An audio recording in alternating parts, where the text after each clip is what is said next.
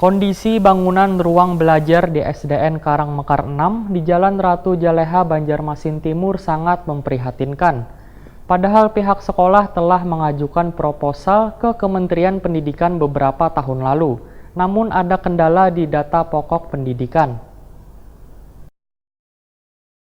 Kondisi bangunan ruang belajar di SDN Karangmekar 6 di Jalan Ratu Jaleha, Banjarmasin Timur sangat memprihatinkan. Terdapat 4 ruang kelas, baik plafon, lantainya, wan dindingnya sudah banyak nang berlubang.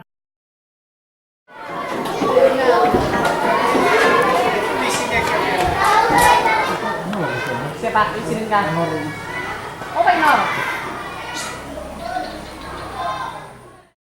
Kepala Bidang Bina Pendidikan SD Distrik Banjarmasin Nuryadi, wayah ditakoni Prima TV jelang tengah hari Rabu 10 April 2019, mengakui bila pihak sekolah telah mengajukan proposal ke Kementerian Pendidikan beberapa tahun lalu. Namun ada kendala di data pokok pendidikan. Seharusnya dalam data Dapodik itu termuat kondisi bangunan rusak parah. Tapi kenyataan di lapangan, bangunan yang dinyatakan rusak parah itu masih digunakan pihak sekolah menjadi ruang belajar. Semestinya bila kategori rusak parah, bangunan ruang belajar tersebut, ujar Nuryadi, kada boleh digunakan lagi. Apabila masih digunakan, maka termasuk kategori rusak biasa, sehingga lambat untuk mendapatkan bantuan perbaikan. Nuryadi pun meminta pihak sekolah untuk membenahi proposal yang akan diajukan ke kementerian, supaya data yang disampaikan menjadi jelas. Menurut Nuryadi, di tahun 2019 ini Banjarmasin sudah mendapatkan suntikan DAK sebesar 21 miliar rupiah untuk membantu perbaikan 64 SD,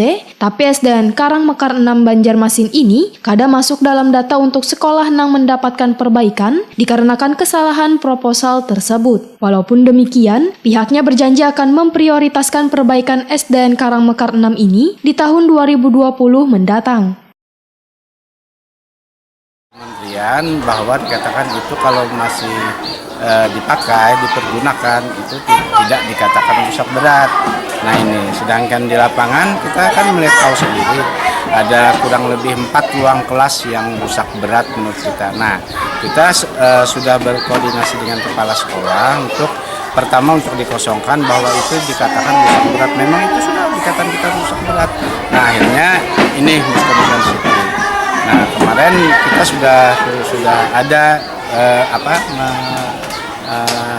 buat baru lagi, proposal baru lagi untuk mengakomodir sekolah-sekolah yang kesalahan di data Dapodik. Nah sudah ada data kami itu ada. Nah termasuk di sini di Karangmekar ini sudah kita lakukan.